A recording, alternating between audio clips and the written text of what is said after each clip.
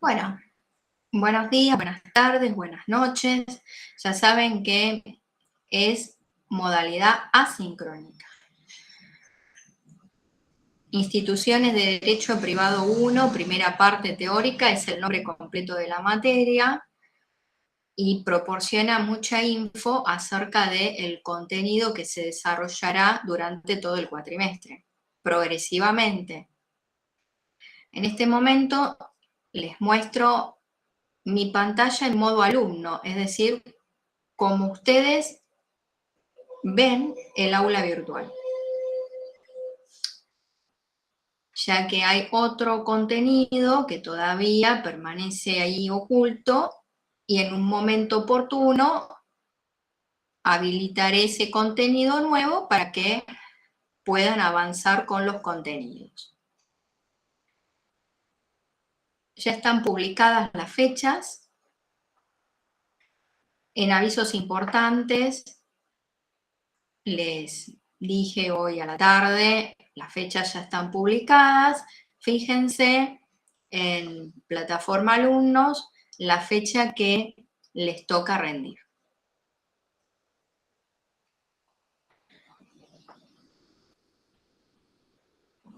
Recuerden, tienen distintas vías de comunicación, la cuenta institucional, @docentes, ahí me pueden escribir directamente. Si no tienen el foro de consultas, cada módulo tiene su foro y te espero en la sala Meet para interactuar, hacer actividades que te pueda tutoriar, orientar y avanzamos.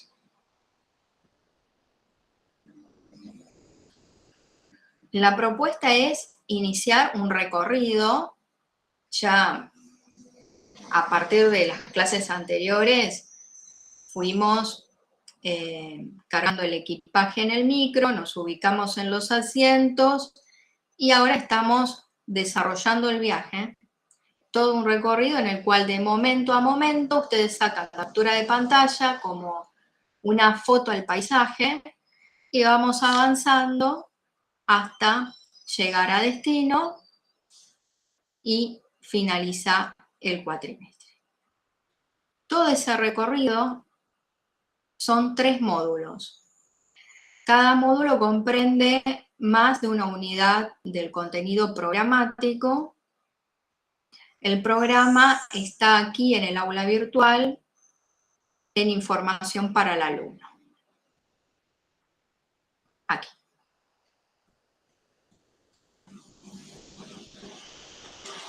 El programa en fundamentos, propósitos, objetivos, contiene definiciones acerca del concepto de instituciones. Instituciones son un conjunto vertebrado de normas jurídicas, con misión y valores, la filosofía que atraviesa toda esta materia. Bueno, yo en general les ofrezco a ustedes una super síntesis, cosa que puedan acceder directamente al conocimiento de los macroconceptos y puedan, de forma sencilla, amena y didáctica, tomar la foto a los conceptos y llevarse un bagaje de aprendizaje que les permita seguir construyendo nuevos saberes. Las instituciones jurídicas del derecho privado atraviesan la vida cotidiana y profesional en materia de responsabilidad, contratos, títulos y sociedades es la continuación a esta materia. El derecho privado responde a una clasificación del derecho positivo que la distingue del derecho público. Esta materia suministra los conceptos básicos que serán de aplicación al estudio posterior, a ese estudio posterior que abarca sociedades y títulos de crédito.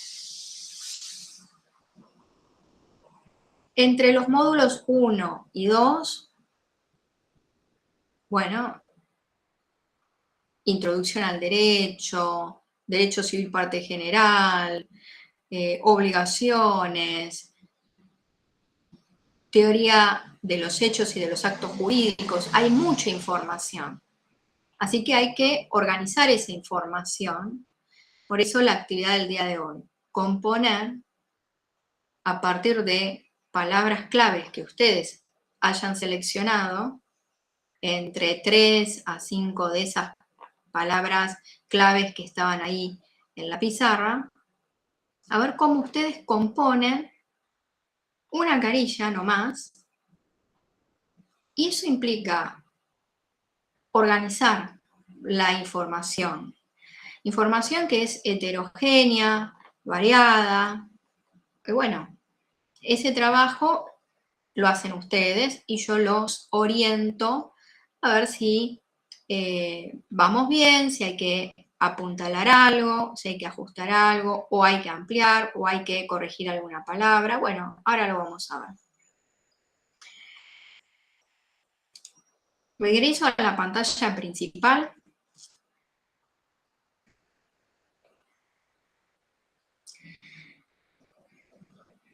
Hay una sección general que contiene cuadros sinópticos, mapa conceptual, que sirve de guía durante las clases, y otra presentación, que acompaña todas las grabaciones. Aquí hay diferentes recursos didácticos. En el top están las videoclases. Las clases grabadas están en una sección que se llama repositorio. En la presentación interactiva encontrar las clases que se irán grabando este año 2025. Y aquí dan play, ingresan y van a encontrar la columna 2025, donde están los links de ingreso a cada una de las clases que se han grabado y se van a seguir grabando hasta cerrar el cuatrimestre de este año 2025.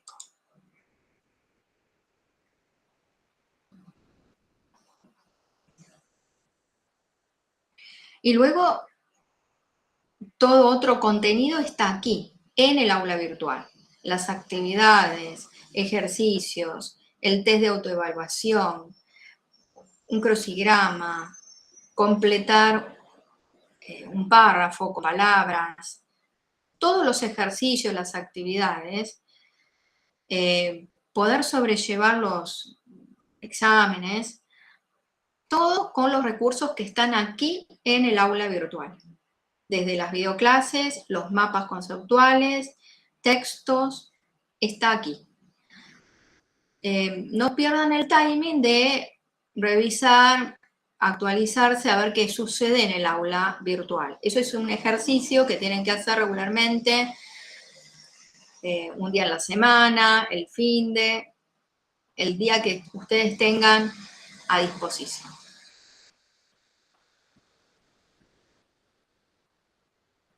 Bueno, acá está. Esta pizarra contiene palabras claves: Código Civil y Comercial, libertad de contratación, orden público, derecho positivo, derecho público y privado, costumbre, contratos, etc. Ahora los invito a ustedes a que me lean sus composiciones de a uno, en voz alta, se desmutea, quien quiere participar, lo vamos a escuchar entre todos, y bueno, y ahí empezamos la clase del día de hoy, 15 de abril de 2025. Profe, si querés te leo la mía. Bueno, ¿tu nombre?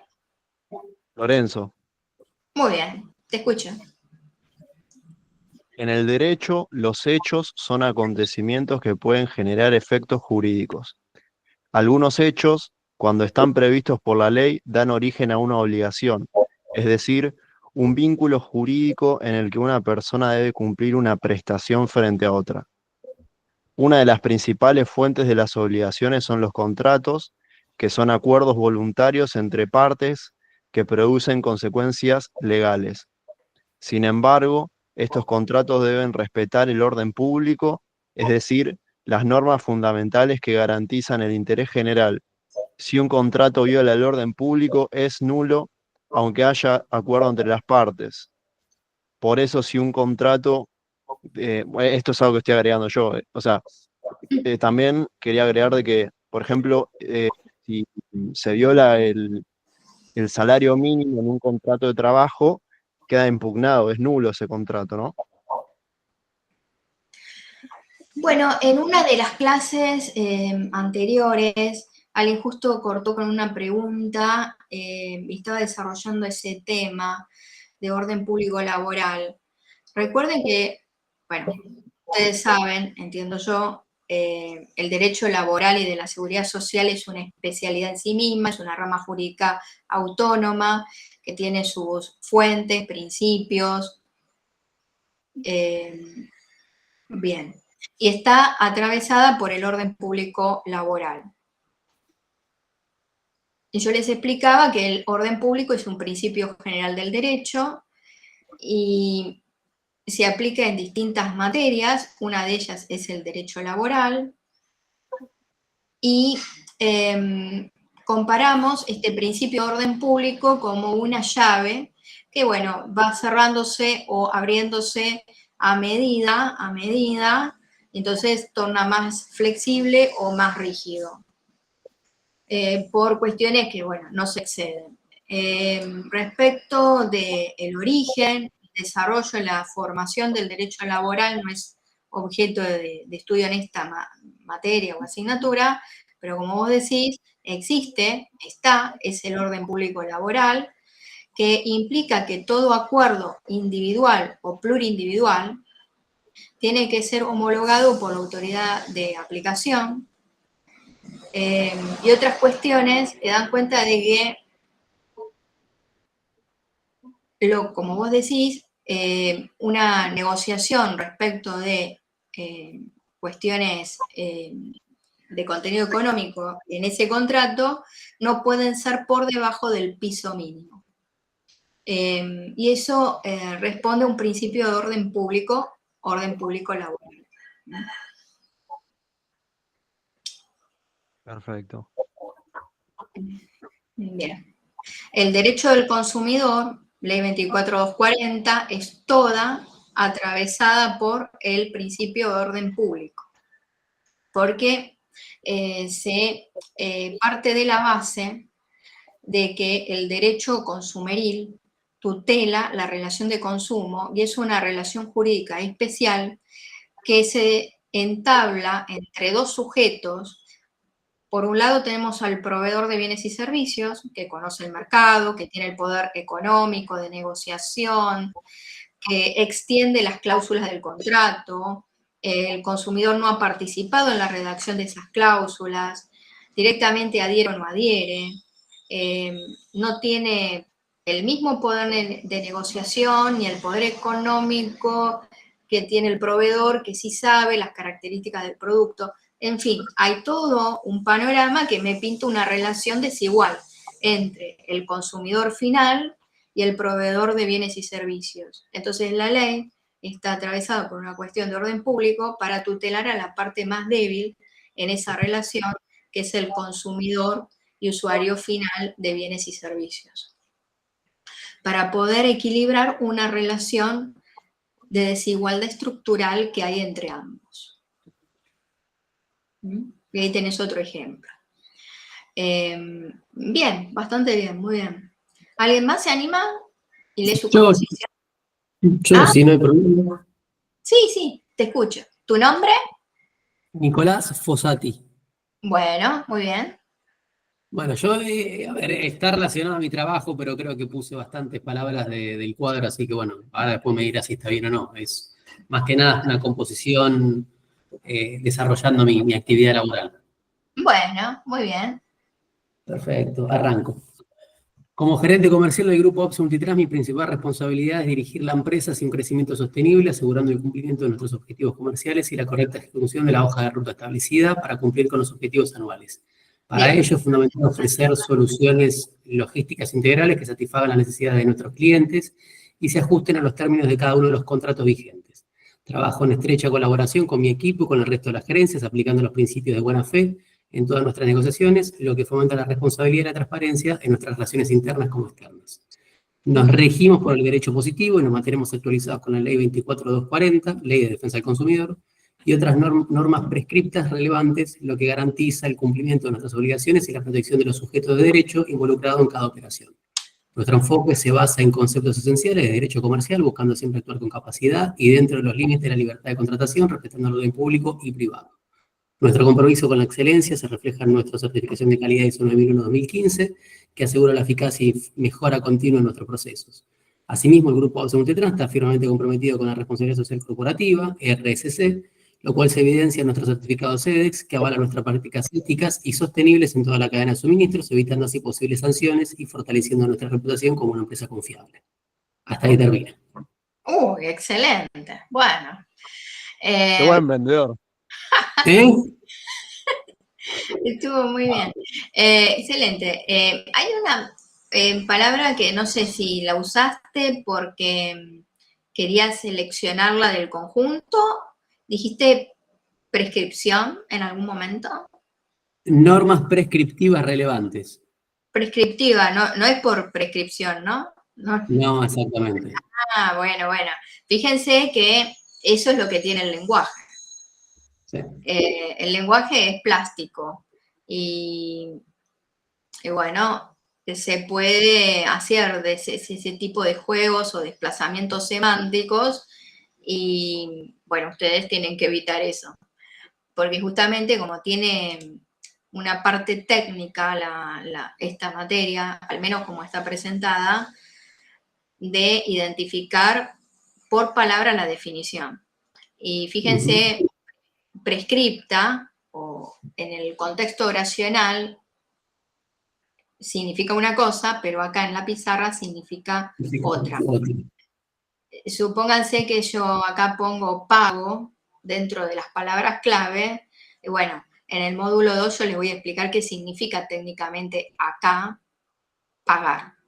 Porque en general la gente dice pagar sumas de dinero, y acá yo te voy a decir que pagar es cumplir con el objeto obligacional. Y son dos cosas distintas. Cualquiera sea el objeto de la obligación, si pagás, cumplís. Y eso puede ser entregar sumas de dinero o dar cierta cantidad de cosas.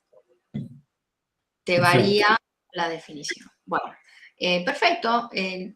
La verdad que estuvo excelente. Muy bien. Y además incorporaste una palabra que es importante, no está en la pizarra, pero bueno, tiene que ver con el derecho ambiental, que es el principio de sustentabilidad, de desarrollo sustentable o desarrollo sostenible. Es lo mismo, hay quien... Hay diferencias hay diferencias sobre sostenibilidad y sustentabilidad. Muy bien, porque la sustentable tiene un contenido más ético y lo sostenible un concepto económico. En uno es la preservación del recurso en igual calidad y cantidad, sostenible, y la sustentabilidad tiene que ver con la explotación racional de los recursos de modo de satisfacer las necesidades presentes sin comprometer el de las generaciones futuras. Y todo esto que estamos hablando tiene reconocimiento constitucional. Estamos hablando ya del artículo 41 de la Constitución y los tratados internacionales con jerarquía constitucional que encabezan el ordenamiento jurídico. Bueno, muy bien. Excelente. ¿Alguien más?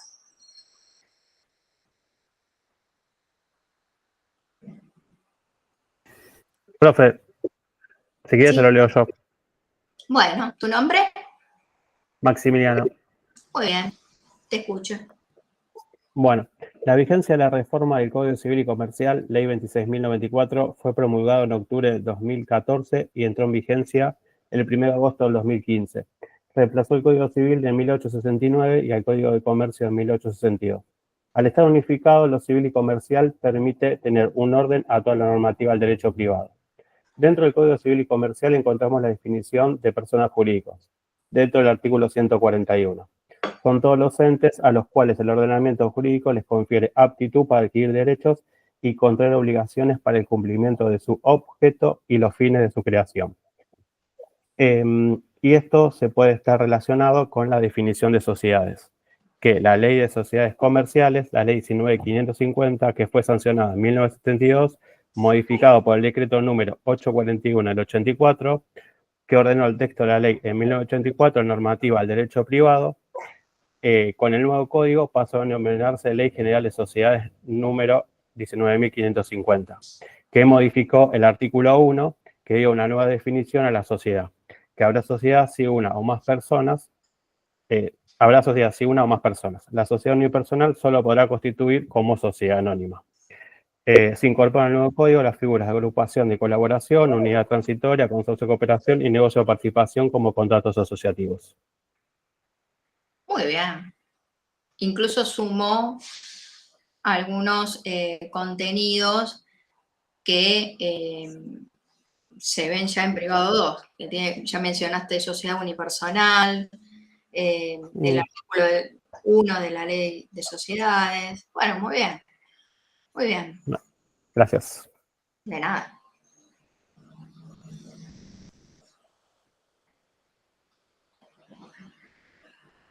¿Alguien más quiere participar?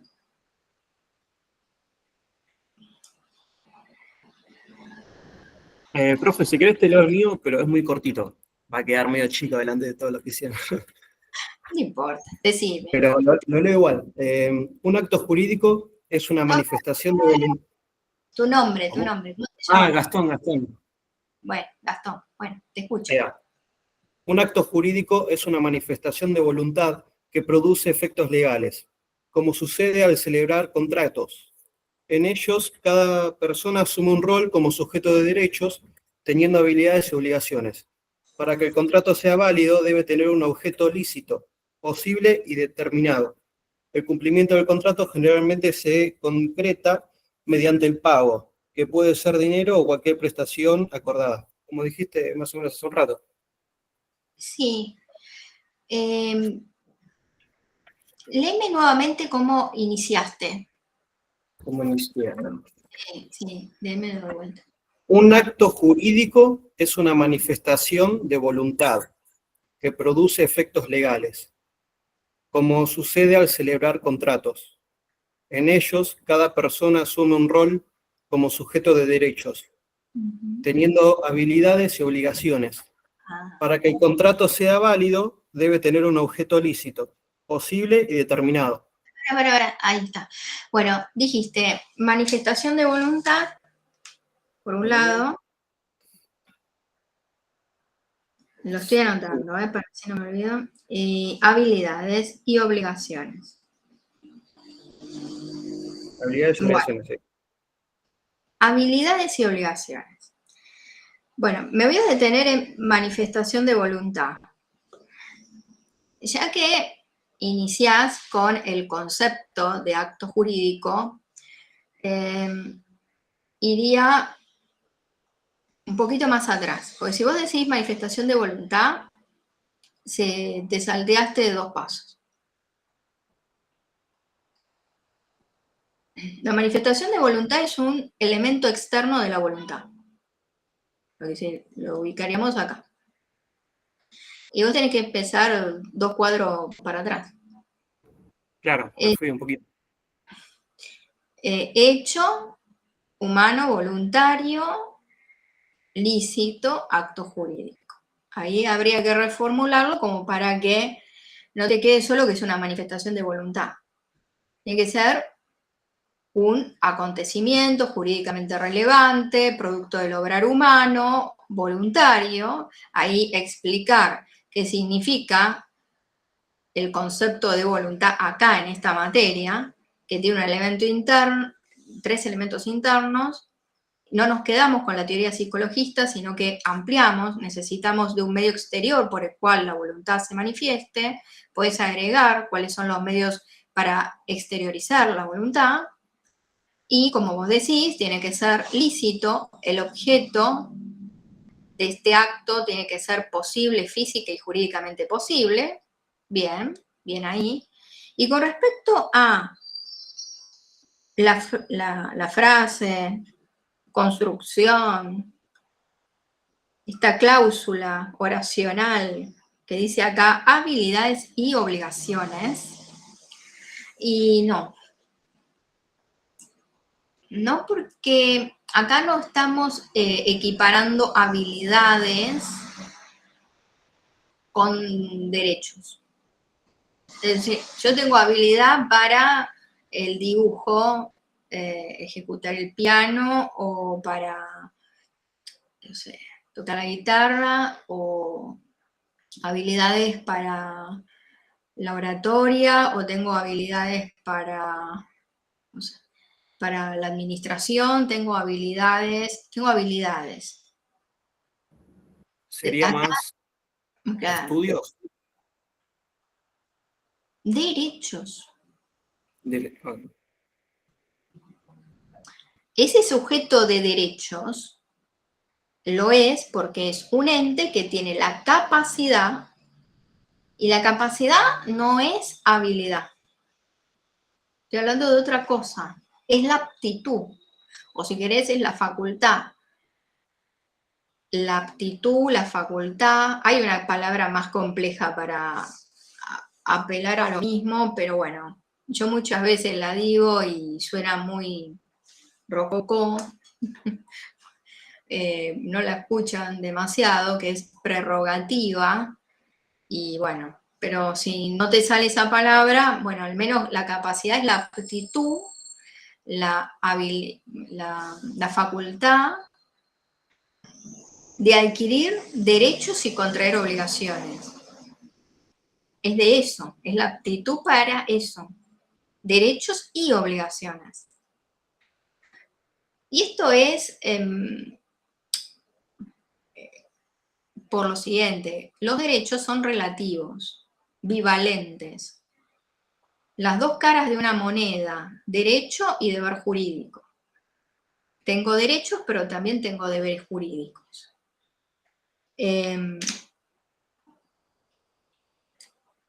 Así que, bueno, ahí habría que modificar eso, cosa de que te quede un poco más completo, precisar los términos en cuanto a las definiciones, cómo van. Ahí sí. Hoy a la mañana les decía, cuando arman las composiciones, yo sé que tienen muchas ideas para poner en la oración, pero no. No se barullen, cosa de intentar meter en una oración varias ideas, varios conceptos, sino que vayan desgajando, cosa de ir ocupando todos los espacios y ir analizándolo. ¿Mm? Oraciones simples, que tengan sujeto y predicado. No oraciones complejas, subordinadas, ¿viste? Más simple, aunque sea oraciones, digamos, cortitas, pero que quede claro el concepto. Además, vos lo estás contando o lo estás leyendo. Imagínate si lo tengo que leer yo o otra persona.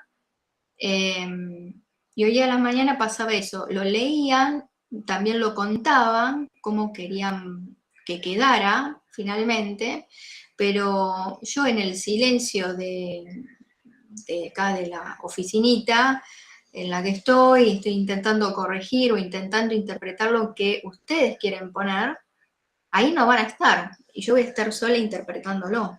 Así pasa lo mismo con cualquier otro escritor o alguien que quiere escribir un informe. Bueno, lo escribe, pero también tiene que pensar en ese otro que lo va a leer. ¿Realmente va a entender lo que yo quiero poner? No voy a estar ahí para contárselo. ¿Cómo lo va a entender cuando lo lea solo en su habitación o en la oficina? Por eso es tan importante también ir armando composiciones, aunque sean cortitas, ¿no? Para hacer estos ejercicios. Bueno, ¿alguien más? ¿Otro valiente? ¿O valiente? ¿O otra? A ver, ¿alguna alumna?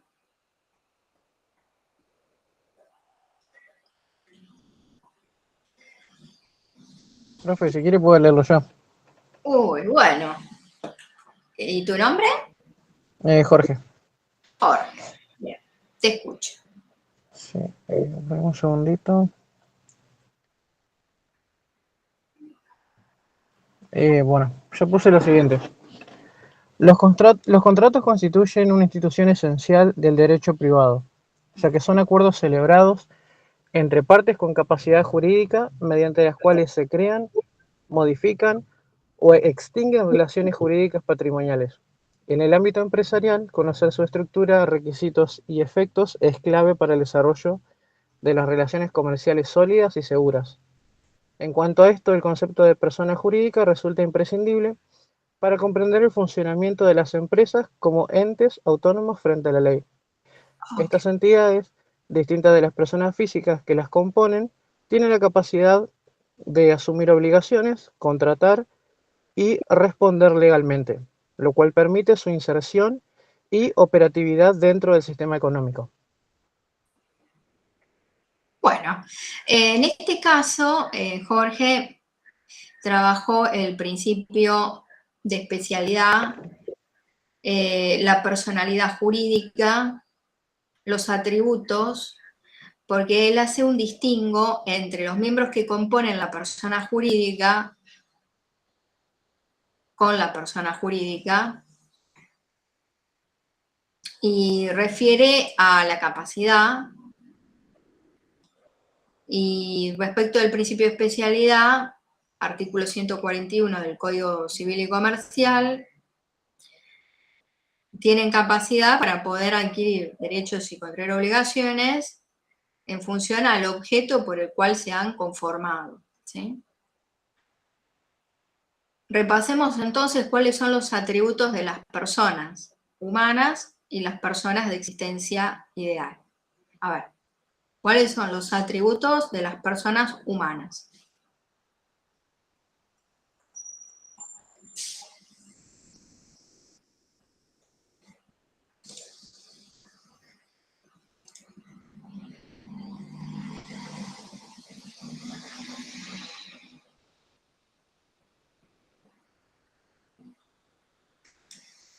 Puede ser lo que decía que tiene nombre, domicilio, patrimonio. Eso, muy bien. Bien. ¿Tu nombre? Florencia. Florencia. Bueno, atributos.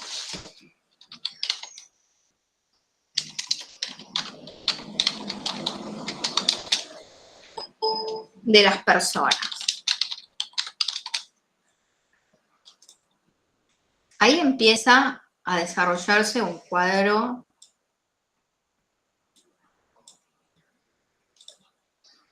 distinguimos persona humana y dentro de este vamos a encontrar la capacidad, el estado civil, el nombre, el domicilio,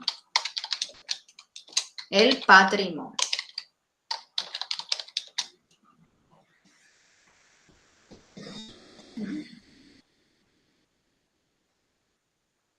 Bien, vamos a poner acá. Y en persona jurídica tenemos la capacidad. Fíjense que la capacidad caracteriza a las personas.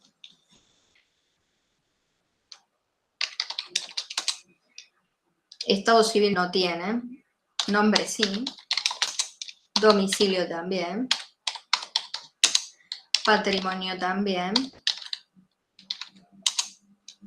Tienen objeto, recuerden que acá hay que linkear capacidad y objeto, principio de especialidad, porque en función al objeto por el cual se han constituido, se han formado, ese para qué está esa fundación, asociación, sociedad.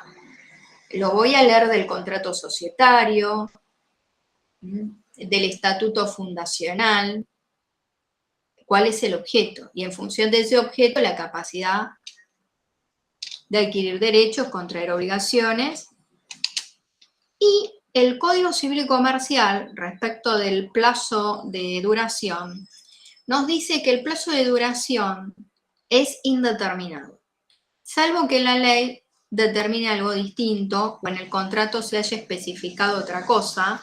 Bueno, para eso hay que leer el contrato y en el caso de las sociedades, el artículo 11 de la ley 19.550 dice que debe preverse un plazo de duración. Bueno, aquí tienen un cuadro.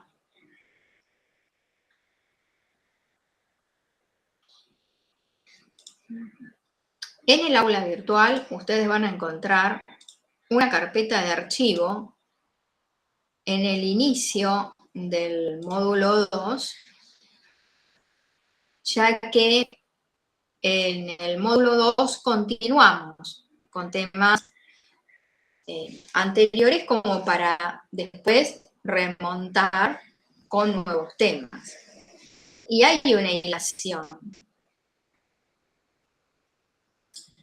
El módulo 2 tiene como tema principal las obligaciones.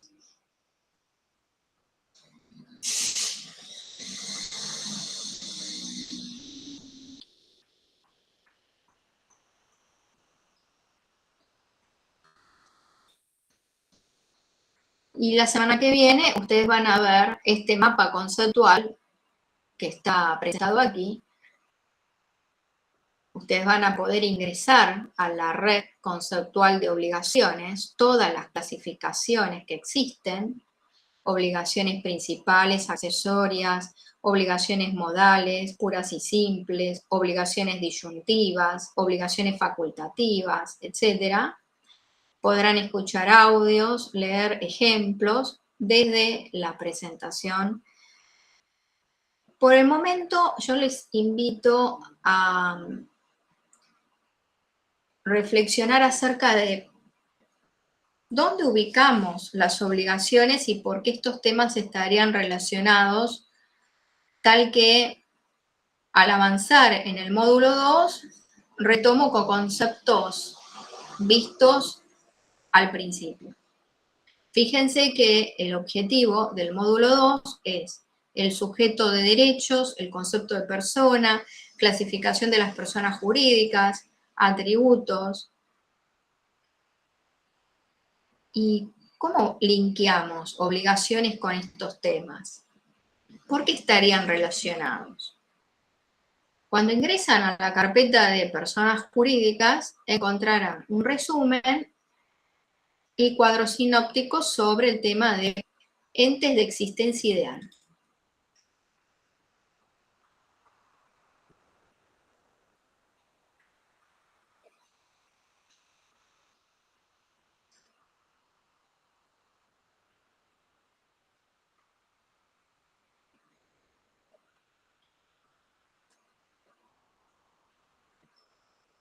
Bueno, persona jurídica.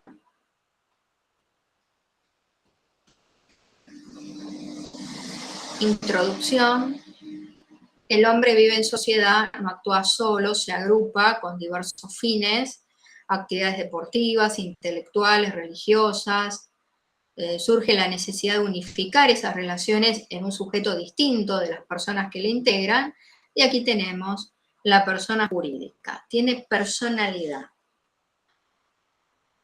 La personalidad hace las veces de un telón en una obra de teatro.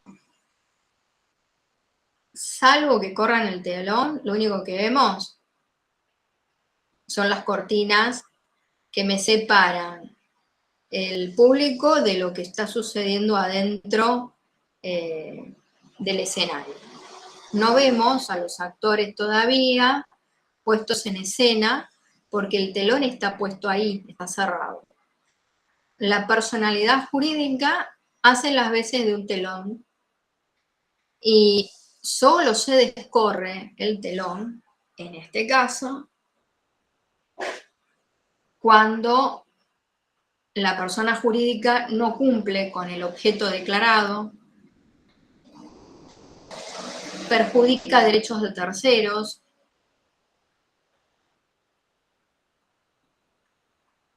comete ilícitos,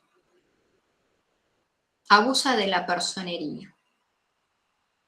Y hay distintos ejemplos lamentables de abuso de la personería, y entonces, bueno, el derecho contempla estas circunstancias que de momento de llegar a suceder, se aplica una sanción. Y esa sanción es descorrer el velo de la personería, correr el telón para imputar la responsabilidad a quienes hicieron posible todo esto.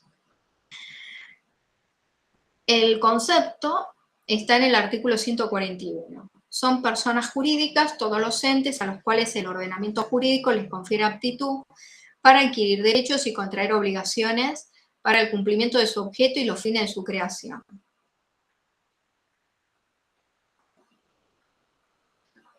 Hay distintas teorías. La que está vigente hoy acá es teoría de la ficción. Estos entes son entes ficcionales. El primer contrato que ustedes van a ver aquí es el contrato de mandato. ¿Por qué? Y porque la persona jurídica, para poder obligarse frente a terceros, estos terceros pueden ser empleados, consumidores finales, proveedores, otras empresas, acreedores. Para poder asumir sus obligaciones y adquirir derechos, también necesita de representantes legales que van a actuar en nombre y representación de la firma siguiendo un mandato,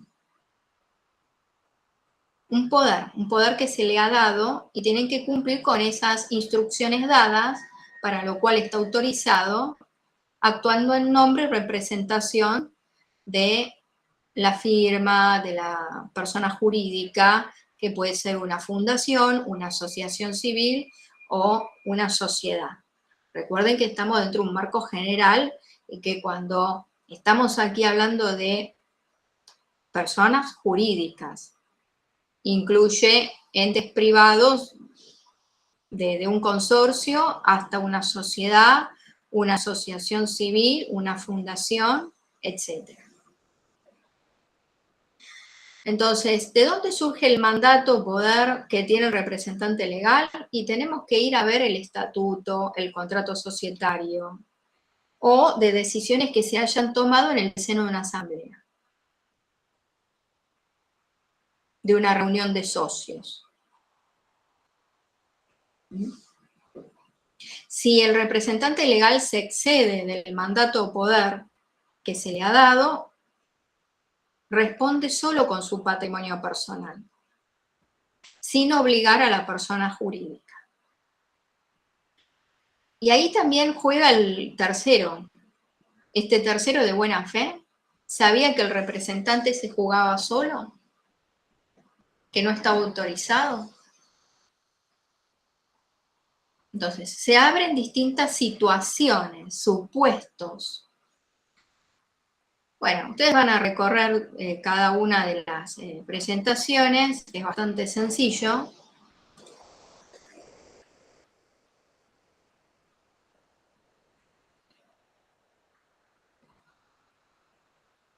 Y vuelvo a la pregunta que les hacía antes.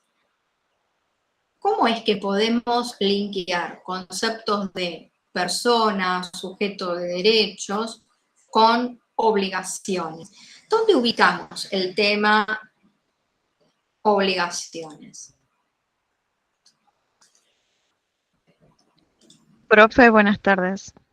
Sí, buenas tardes. Yo le quería leer el mío, ya que recién pude arreglar el tema del micrófono. Ay, pero escúchame un minutito.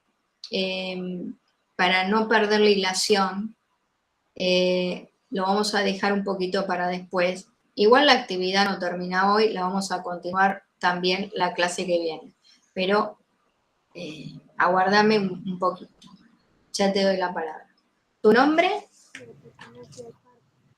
Marcia Vergara, profesora. ¿Marcia? ¿No cómo? Marcia. Ah, Marcia. Bueno, te anoto, ya te voy a llamar para que los pongas. Muchas gracias. De nada. Las preguntas que les estaba haciendo en este momento son muy importantes porque también hacen un repaso del módulo 2, perdón, del módulo anterior. Y esto es importante también para poder ir y venir, relacionar e integrar los temas. ¿Dónde ubican ustedes el tema de obligaciones? Profe, yo diría en lo que tiene que ver con la responsabilidad de los contratos. Bueno. Contratos, obligaciones. Está. Profe, Sí. ¿no tendría que ver con el derecho subjetivo? Muy bien. La Ahí está. obligación. Bien. Derecho subjetivo. Acá inicia todo. El derecho subjetivo se puede clasificar en aquellos que tienen contenido económico de aquellos que no tienen contenido económico. Claro está que para concluir en contratos tenemos que seguir prestando ahí atención, focalizar la mirada en derechos subjetivos que tienen contenido económico patrimonial. Dentro de los derechos subjetivos que tienen contenido económico patrimonial,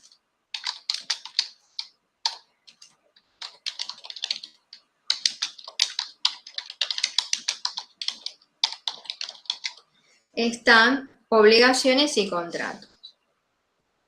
Y la semana pasada me habían preguntado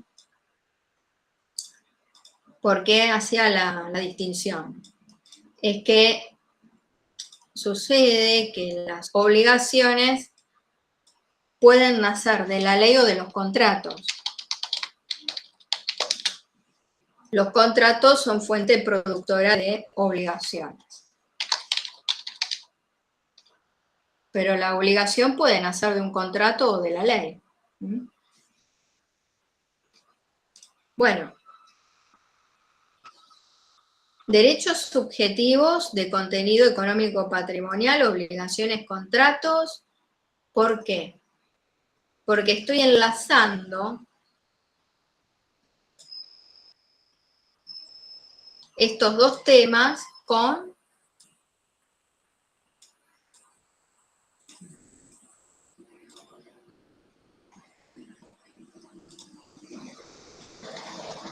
derechos personales. Derechos subjetivos de contenido económico patrimonial, derechos personales, dentro de los cuales vamos a ubicar obligaciones y contratos. ¿Hay otros derechos subjetivos de contenido económico patrimonial, además de los derechos personales? ¿Cuáles otros? Sí, los derechos reales. Muy bien. Pero vamos a poner un poquito más abajo.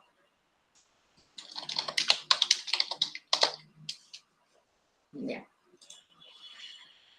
Vamos a hacer el cuadro de otra forma para que se entienda mejor. Derechos subjetivos.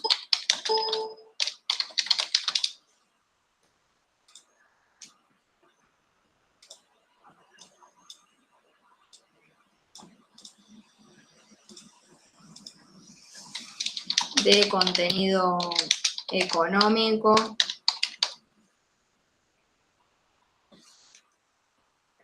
dos flechitas.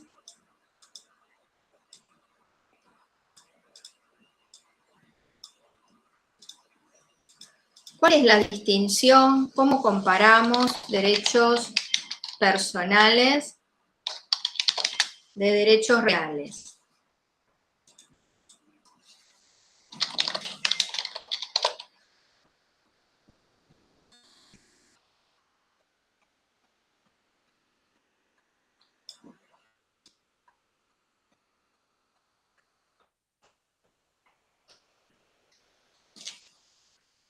¿Cuáles son las diferencias que hay entre derechos personales y derechos reales?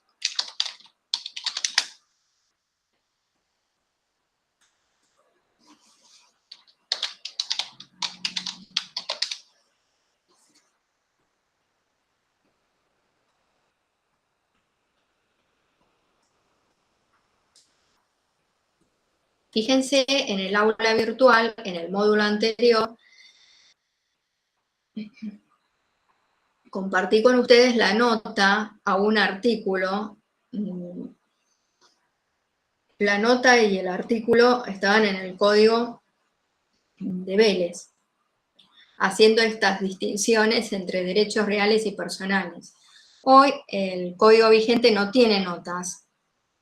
La explicación es que el código de Vélez hacía las veces también de manual de texto. Entonces las notas no tenían fuerza legal, pero explicaban dando ejemplos y definiciones.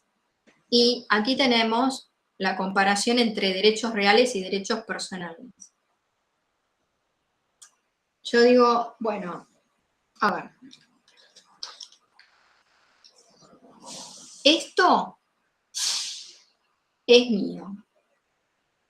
Y lo reivindico contra todos ustedes. Esto es mío.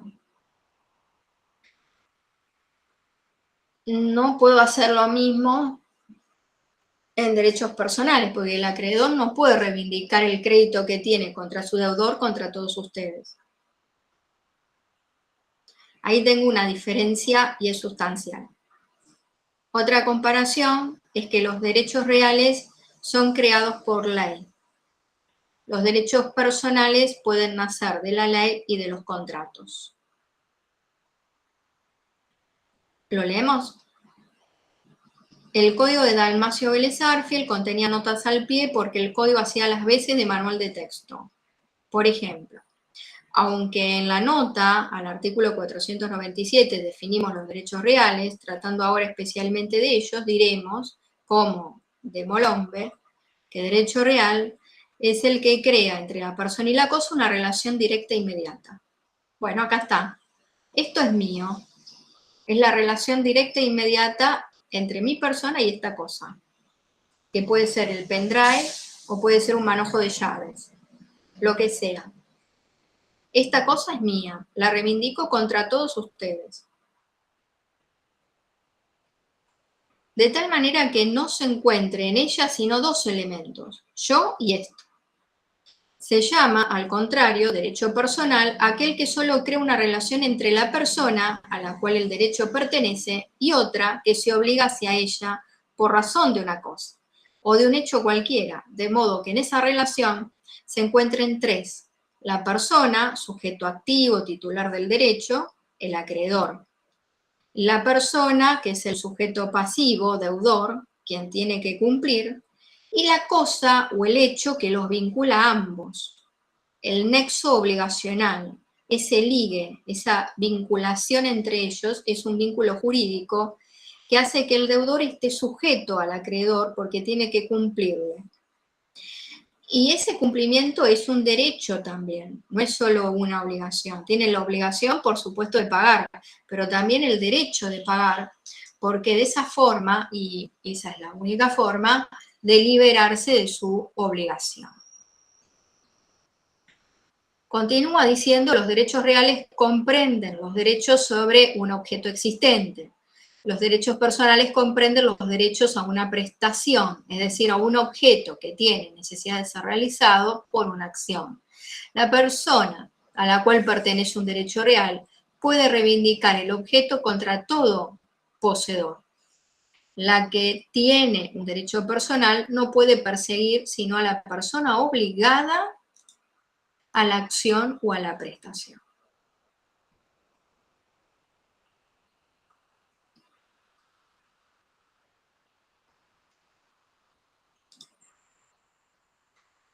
Entonces, ¿quiénes, a ver, se animan a decirme al menos algunos elementos de las obligaciones?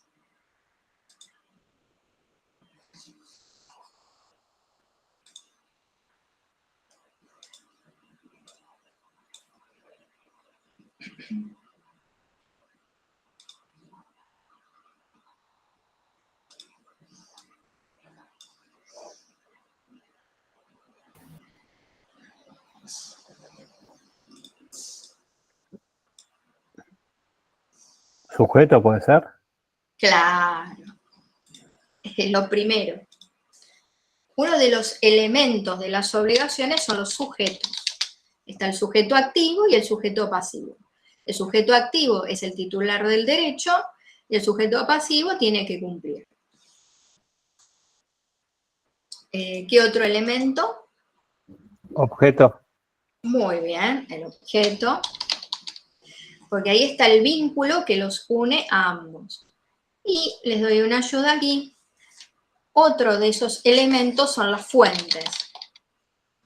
Pueden nacer de los contratos, también de las leyes. Y hay otros elementos que distinguen a las obligaciones. A ver, vamos a ir al Código Civil y Comercial.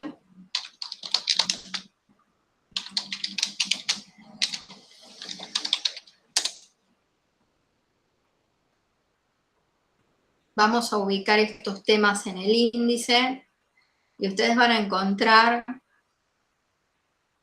todo un apartado en el Código Civil y Comercial que trata de los derechos personales y ahí van a ubicar obligaciones y contratos.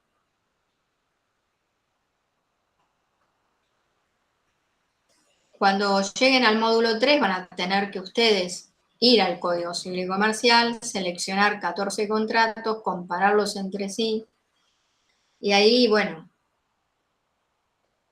¿a dónde ir a buscar? Primero para poder seleccionar esos contratos, ubicarlos en un Excel. Bueno, todo ese ejercicio inicia ahora. Inicia ahora en el sentido de tienen que ir, ver el código, repasar esto para no confundir fianza con hipoteca y prenda. La hipoteca y la prenda son derechos reales de garantía y la fianza es un contrato. La fianza lo voy a encontrar acá, en el título cuarto, entre los artículos 1123 en adelante. Pero la hipoteca y la prenda está en el libro cuarto de los derechos reales. Y eso no. Ustedes solamente se van a enfocar en contratos y obligaciones. El libro tercero, derechos personales, comprende obligaciones, contratos, y hay 3 tipos de contratos. El contrato de consumo, el contrato paritario y el contrato de adhesión. Y la adhesión es de fuentes de la obligación, ¿verdad? ¿Cómo? El de adhesión es el de fuente. No, usted dijo el contrato de adhesión, el último. Sí, el contrato de adhesión es aquel donde el consumidor, y menciona al consumidor porque los contratos de consumo son de adhesión también. Ah, ok. El contrato de seguro es de adhesión. ¿Por qué? Y porque vos no negociás a la par de la compañía los términos y condiciones del contrato. Entonces, No, firmas ya directamente. se te emite, digamos, se emiten formularios preimpresos y vos adherís o no adherís. Sí, igual que cuando uno contrata una línea telefónica o algún otro servicio. Claro. Eso es un contrato de adhesión. Vos no participaste en la redacción de esas cláusulas, eso ya estaba redactado. Bueno. Muy bien. Voy a ir a este artículo, que es el módulo 1, ya en la parte final, conclusiva del módulo anterior, módulo 1. Hay una cita de este autor, Bueres, que dice así: actos de autonomía privada. Los individuos tienen el poder de regular sus propios intereses dentro de los límites autorizados por el ordenamiento a base de crear, modificar y extinguir relaciones o situaciones jurídicas. Hago un alto aquí porque quiero mostrarles por qué resulta interesante echar una mirada a esta publicación. Cuando ustedes leen un artículo, un ensayo, una ley, artículos del código, el código, tienen que fijarse en algunas cuestiones que son paratextuales, pero bueno, sirven para poder escanear, previsualizar el contenido, para poder identificar las directrices. Bueno, el título dice aquí hechos y actos o negocios, entre paréntesis, jurídicos. Eso es porque en el derecho romano los actos jurídicos recibían el nombre de negocio jurídico. Bueno, aspectos metodológicos y conceptuales de este autor, Alberto Bueres. No tiene un sumario, si lo tuviera sería más accesible, pero bueno, hacemos un recorrido. Los denominados hechos simples o no jurídicos y los hechos jurídicos. Tiene notas al pie, esto sirve para extendernos un poco del contenido. Metodología adoptada por el Código Civil de Vélez, el significado de hecho jurídico, interpretaciones.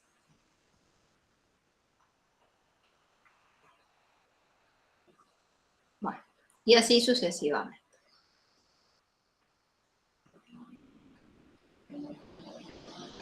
Constituye una afirmación común que el derecho, que es conducta humana, está referido a hechos en sentido lato, hechos humanos, en definitiva, acontecimientos. Sin los hechos no resulta posible concebir el derecho. Los acontecimientos tienen que ser sensibles, perceptibles por medio de los sentidos. Los fenómenos volitivos no exteriorizados escapan al significado en estudio. En general, la doctrina enfatiza en que ciertos hechos no interesan al derecho. A ver, ¿cuáles son? Y aquí el autor da ejemplos. Ejemplos de acontecimientos, sucesos que ocurren y no tienen un impacto legal, jurídico. Y entran en esta categoría de simple hecho. ¿Cuáles son? La caída del sol, no, la caída de una estrella, no, la puesta del sol, la caída de una estrella, el vuelo de un ave, una invitación a pasear, leer, la lluvia. Ahora, estos hechos que son simples, que no son jurídicamente relevantes, de pronto sí pueden llegar a tener un significado jurídico y una relevancia tal que hay que prestar atención. Por ejemplo, si se condiciona un acto jurídico a un plazo, se sujeta a un plazo, a un término, es condición para el pago, la puesta del sol, la próxima lluvia, y entonces ese hecho es intrascendente desde el punto de vista jurídico, pasa a tener un significado distinto con connotación legal que es derivador de consecuencias, como que te pague o no te pague. Por ejemplo, o si se inserta como condición de un negocio la próxima lluvia.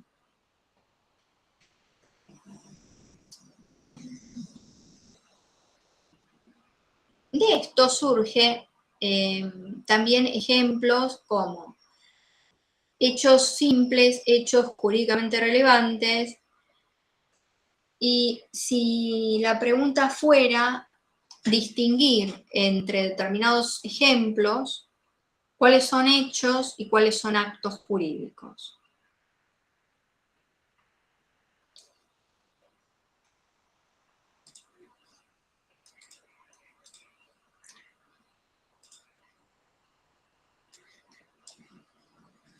A ver.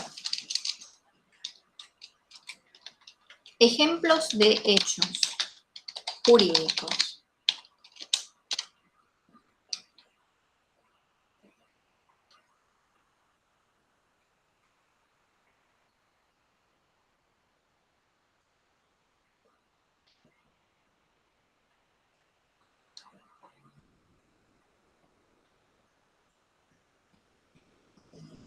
Los escucho.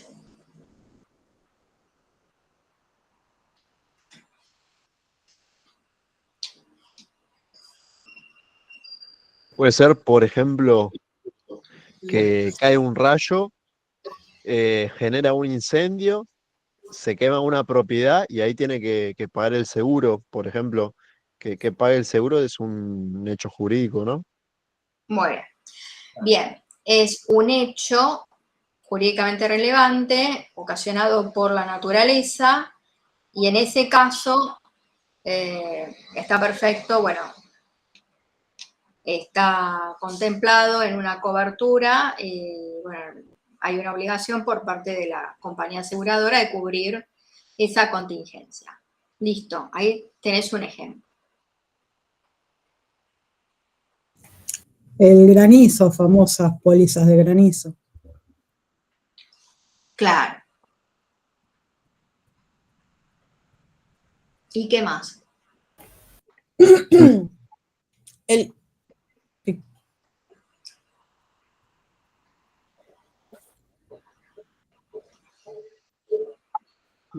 Se puede hablar de una demanda laboral también. No, bueno, una demanda laboral es una presentación formal. Sí, pero no contemplaría dentro de un hecho jurídico, cuando las dos partes están con alguna... Pero bueno, no nos vayamos al derecho procesal, Okay. porque si no podemos generar una confusión. ¿Puede ser celebrar un contrato? Bueno.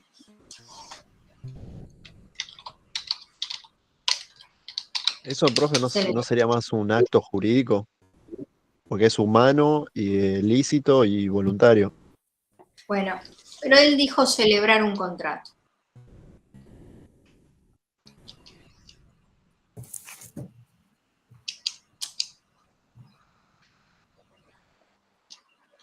Un accidente en tránsito, profe, puede ser.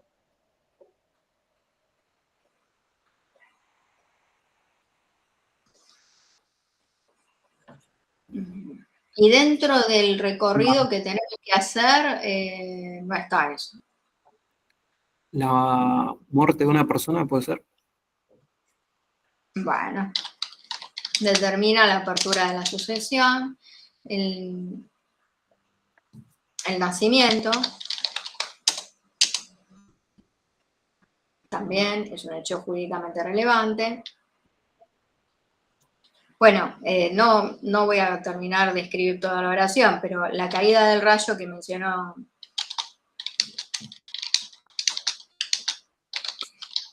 etcétera, etcétera, hay que completarlo, ¿no? Tiene que ver con que ese hecho, producto de la naturaleza, de pronto no es un simple hecho porque hay una cobertura, hay una póliza, una compañía aseguradora.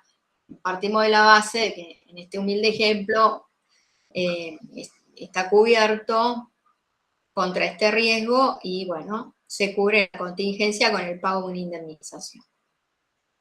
Bien.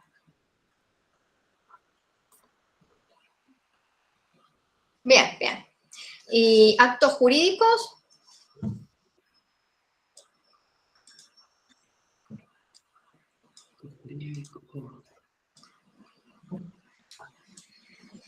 El estatuto, cuando alguien quiere crear el estatuto de una empresa, ¿puede ser? ¿De una sociedad? Bueno, ahí vamos a hacer una distinción. Acto jurídico, contratos, y ahí entra el estatuto. ¿Alguien quiso mencionar alguna cuestión procesal por ahí? Las sentencias judiciales son actos jurídicos. Un testamento, Un testamento. el Hipoteca, matrimonio, el matrimonio, El matrimonio. una hipoteca, Una donación, Una donación está dentro de los contratos. Bien. Y un simple hecho, ¿cómo tornaría a ser un hecho jurídicamente relevante?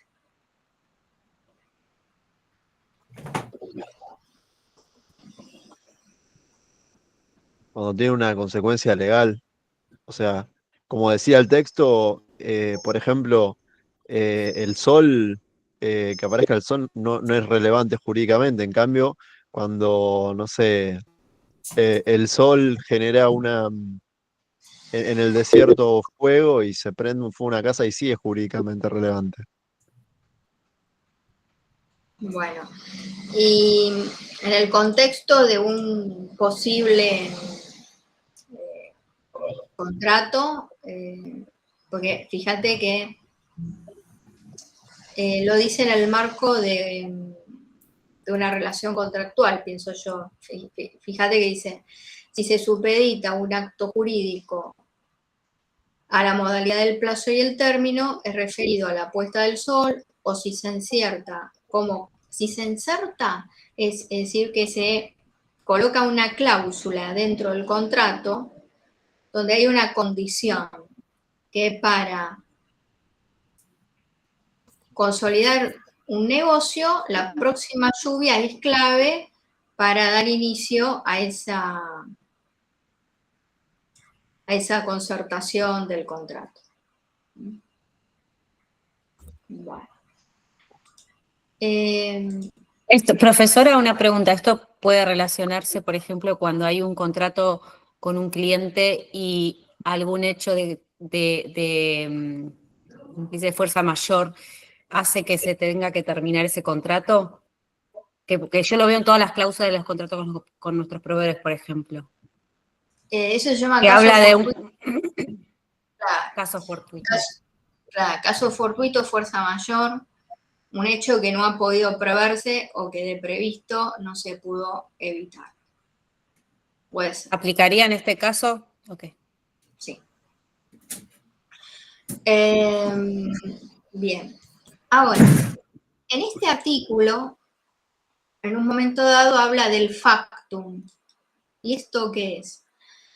Y dice, bueno, en concreto, cualquier acontecimiento puede integrar el factum emplazable en la norma. Bueno, acá yo me voy a remitir a un cuadro sinóptico que está en el aula virtual. Profesora, solo una pregunta, disculpe la interrupción. Tengo que irme a buscar a uno de mis hijos ya en 5 minutos y le quería preguntar, la composición, que no llegué a leerla, ¿se la podemos enviar por mail o por dónde se la compartimos? La semana que ¿O viene la seguimos vamos a viendo en la tomar. próxima clase? Listo, Sí, no hay perfecto. problema. Iniciamos. Gracias. Nada. Ok, gracias. De nada. Bueno, esto del factum, el supuesto, Esto está dentro de los cuadros.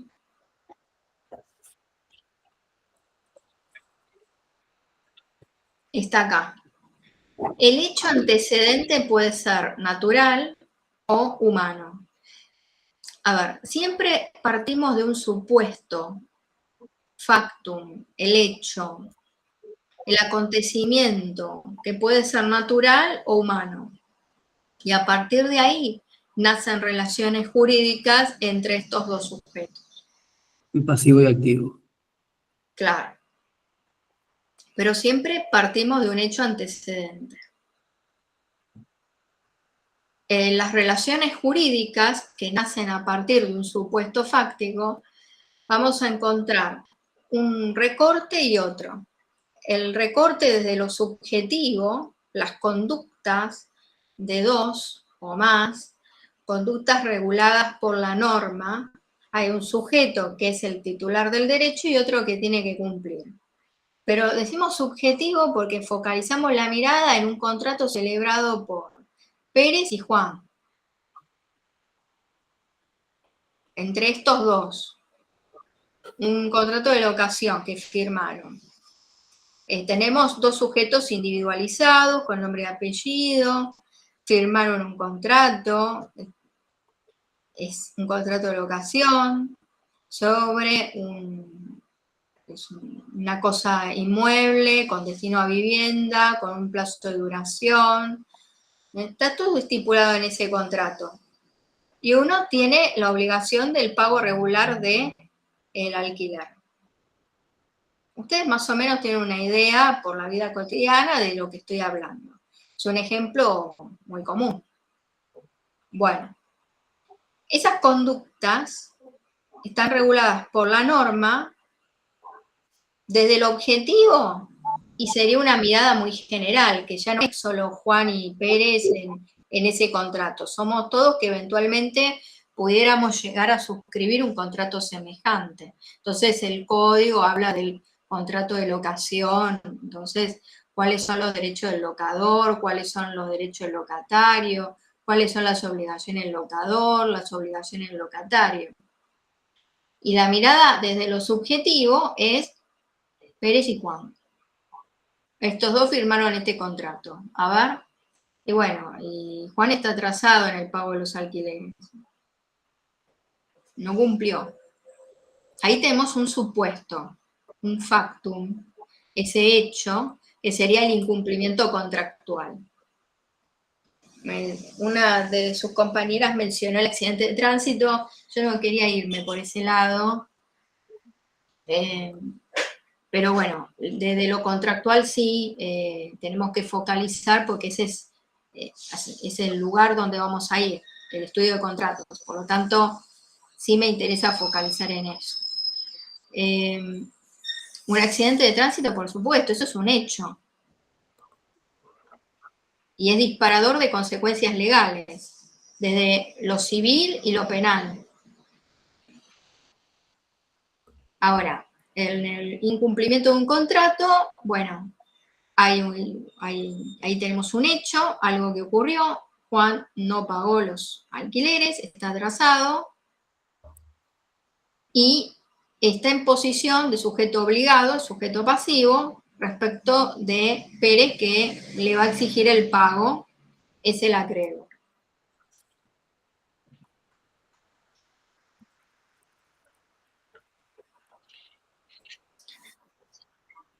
Y respecto de las fuentes, este cuadro sinóptico, bueno, es amplio, distingue entre normas jurídicas y normas morales, y en esta sección del mapa distingue fuentes generales y otras de alcance particular.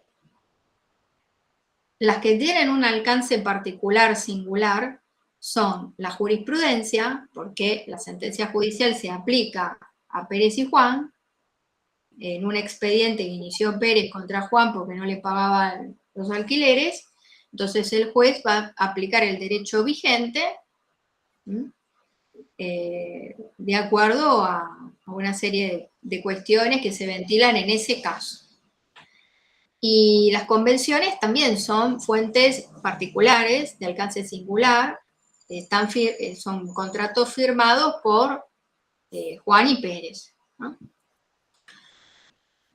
Después están las fuentes generales, que van destinadas a un público más amplio, general, no estamos individualizando a nadie en particular, y ahí vamos a encontrar las leyes y costumbres y usos sociales. Bueno, aquí me detengo.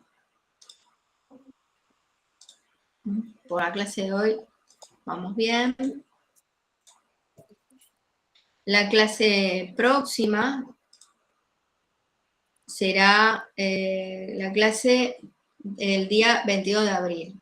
Bueno, ahí vamos a continuar con las composiciones. Si no participaron hoy, los escucharé la próxima. Y vamos adelantando, repasando, etc. ¿Alguna consulta, pregunta? Le hago una consulta. En la parte de calificaciones, ¿puede ser que lo del foro de un porcentaje?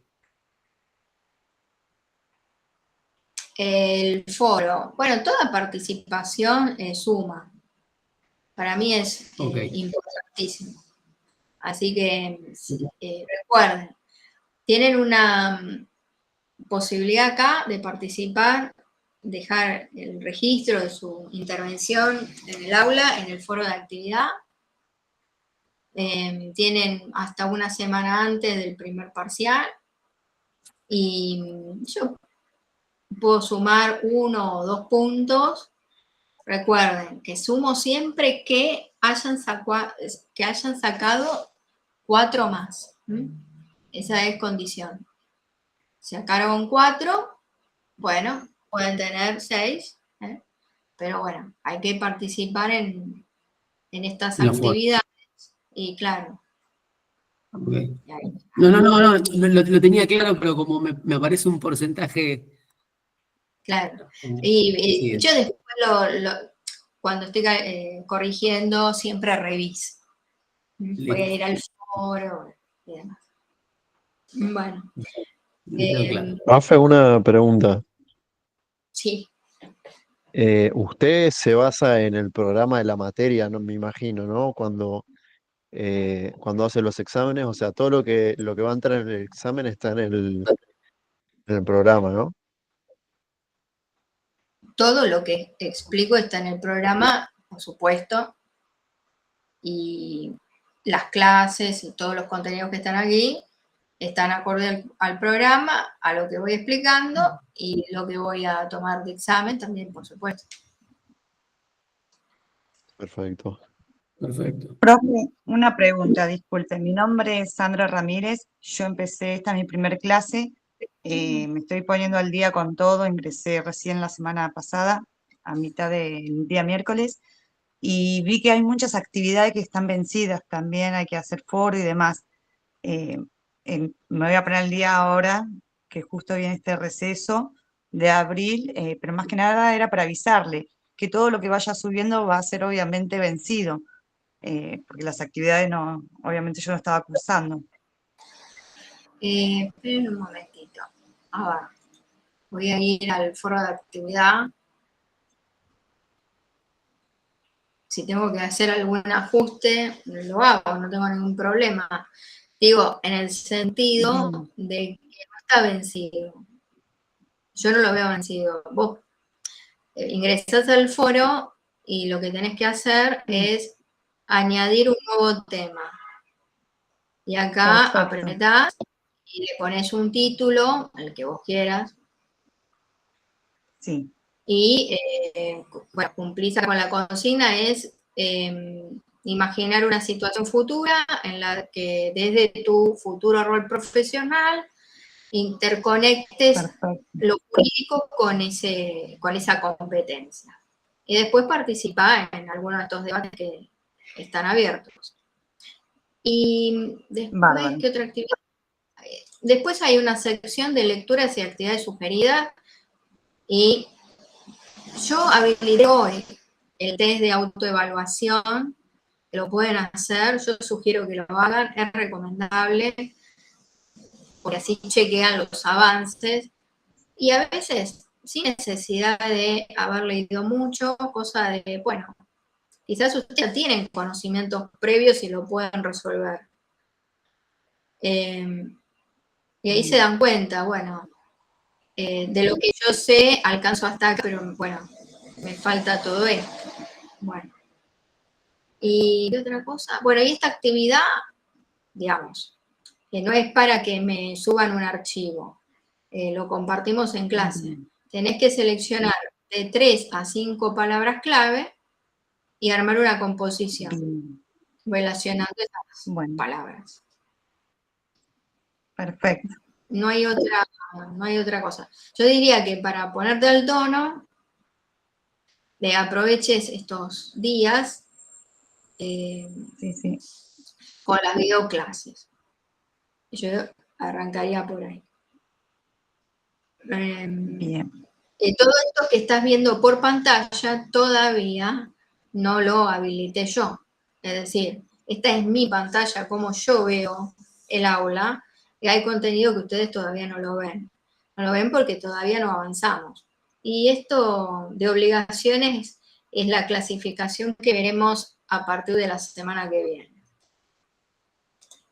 Bien, perfecto. Bueno, muchas gracias, profe. De nada. ¿Alguna otra preguntita?